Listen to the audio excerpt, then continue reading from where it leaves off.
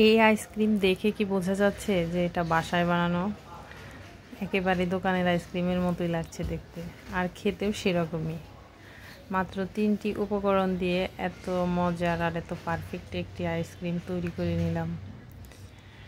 বাচ্চাদের যেহেতু কেক বানিয়ে দেই, সাথে ক্রিম দিয়েও বানিয়ে দিতে হয়, এজন্য ফ্রিজে হুইপ ক্রিমটা ছিলই। আর সেই সাথে বাসায় তো এখন সবার বাসায় অ্যাভেলেবেল পাকা আম, তো পাকা আমটাও ছিল, তাই মনে হলো যে আইসক্রিম বানিয়ে ফেলি এখন কেক না বানিয়ে। তো আমটা আমি ব্লেন্ডার করে রেখেছি মিহি করে একেবারে, আর সেই সাথে নিয়েছি হচ্ছে কনডেন্স মিল্ক। এই 3টি উপকরণ দিয়েই হয়ে যাবে আজকের আইসক্রিম। শুরুতেই নিয়েছি একটি বড় সাইজের বাটি, আর সেখানেই বরফ ঠান্ডাই ক্রিমটা আমি বিট করে নিচ্ছি। তো খুব ভালোভাবে বিট করেই নিয়েছি। আর এখন দিয়ে দিব হচ্ছে কনডেন্স মিল্ক। আমি পুরোটি ব্যবহার করিনি, এখানে আমার অর্ধেকটা লেগেছে, অর্ধেকেই পারফেক্ট হয়েছে, আর প্রয়োজন হয়নি। খুব সুন্দর করে মিশিয়ে নিচ্ছি ক্রিমের সাথে।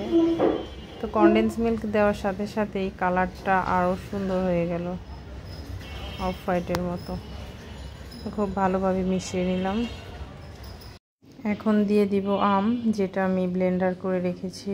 আর এখানে আমি 3টি আম ব্যবহার করেছি, একেবারে লাল টকটকে কালারের যে আমগুলো, সেটাই। এতে করে কালারটা সুন্দর আসবে, আর কোনো কালার ব্যবহার করতে হবে না, ন্যাচারাল কালারটাই সুন্দর আসবে। এখানে আমি কোনো কালার ব্যবহার করিনি, ফুড কালার, আর কোনো ফ্লেভারও ব্যবহার করিনি। তো একটু ফ্লেভার ব্যবহার করলে আর একটু ভালো হবে। তো এখন আমি আইসক্রিমের বাটিতে ফ্রিজে রেখে দিব। এটা আমি বানিয়েছিলাম রাতে, আর খাবো হচ্ছে সকালবেলা।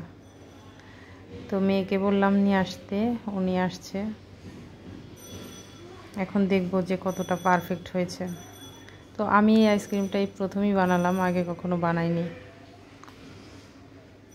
তো দেখেই বোঝা যাচ্ছে যে আসলে কতটা পারফেক্ট হয়েছে। আর কালারটাও কিন্তু অনেক সুন্দর আসছে, যেহেতু আমি ফুড কালার ব্যবহার করিনি, তারপরেও সুন্দর আসছে।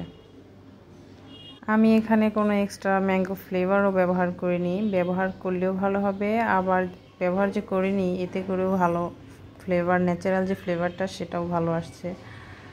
তো নিজের হাতে বানানো আইসক্রিম বিসমিল্লাহ বলে আগে খেয়ে নিলাম। তো খেয়ে তো বোঝার উপায় নেই যে এটা ঘরে বানানো, বাচ্চাদেরকেও খাওয়াচ্ছি। খুবই আনন্দ লাগছে যে এতটা পারফেক্ট হয়, তো কেন বাহির থেকে কিনে খাই, নিজে বানালেও তো পারি। তো এখন থেকে বাচ্চাদেরকে মাঝে মাঝে বানিয়ে দিব।